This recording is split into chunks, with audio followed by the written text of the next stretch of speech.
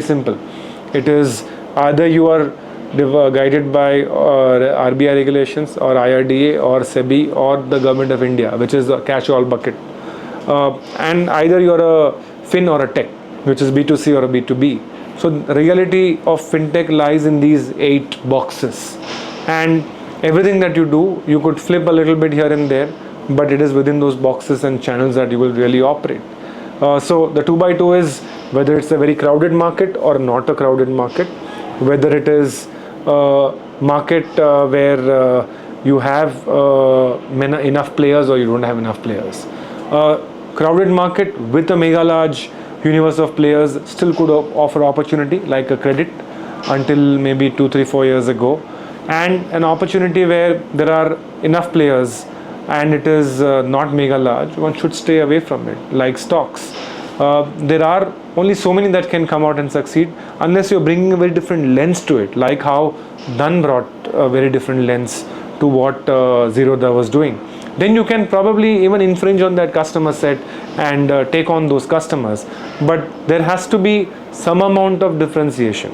We do not over obsess about how unique is this, but we definitely care to understand how differentiated this is going to be, because you might be funding the 6th stock business or the 20th credit business or maybe the 12th business into insurance. So the differentiation and the lens at which the founder is looking are going to be crucial. And when these founders actually pitched, there was not much to worry about differentiation because they were pitching things which were very early in the journeys. So we were not really concerned. Now recently we did a business into secured lending.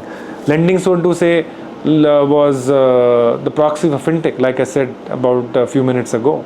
Exits are as critical as entry, but it's a job of the investors and founders together to find exits. So let's not get carried away by the fact that, oh, I have to sell. You keep building a profitable business at steady state. Don't go for burn. It's not that burn is out of fashion today.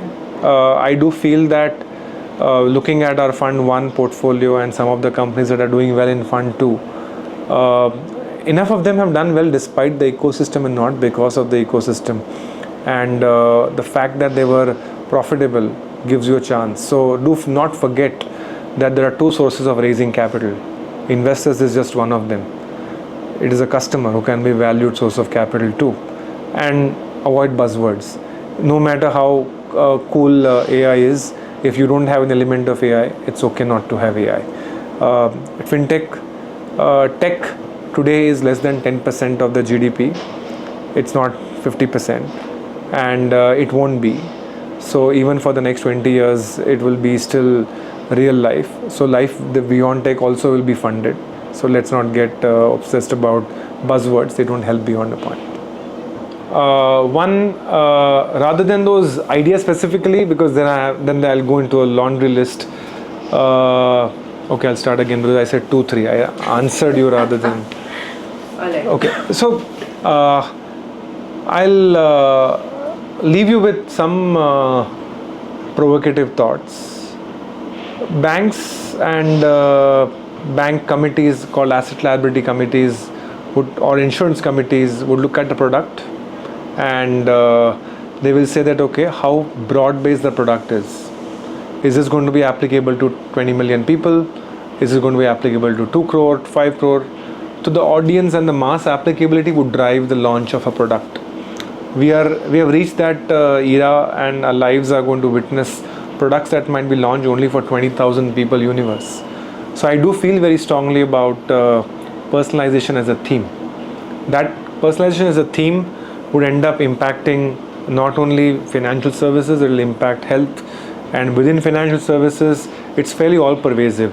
It could impact wealth, it could impact credit, it could impact savings, many other areas. Personalization as a theme could impact, and ideas could germinate from there on.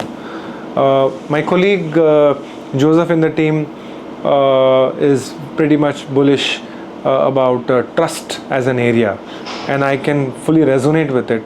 And on top of trust as a layer, security, the ability to transact, all that is going to come on the back of trust.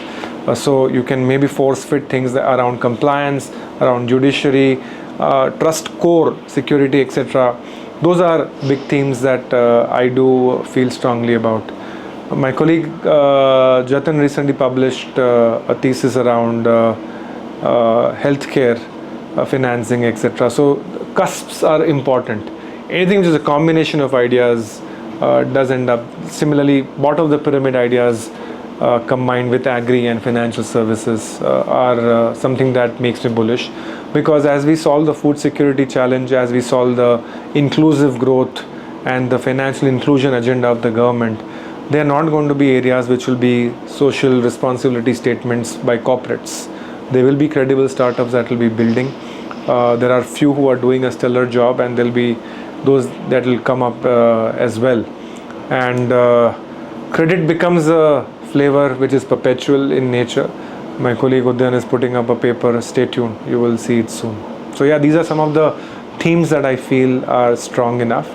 My personal favorite is also around digital currency, that has a potential to change the face on how financial services operate. I would leave you with a bet that in the next 10 years for sure, if not 5 years, we won't be transacting currency the way we do. It'll be all digital currency only.